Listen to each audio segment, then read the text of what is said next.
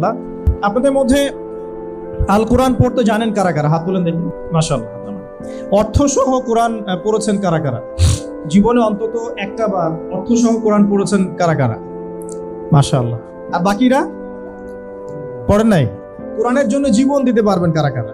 এখন আমাকে বলেন যে আমরা যারা আল কোরআন সারা জীবনে পড়লাম না, তিলাওয়াত করা শিখলাম না, অর্থও বুঝলাম না, বা তাফসীর পড়ার চেষ্টা করলাম না, তো সত্যি সত্যি কোরআনের জন্য জীবন দেওয়ার প্রশ্ন আসলে আমরা দিতে পারবো কি?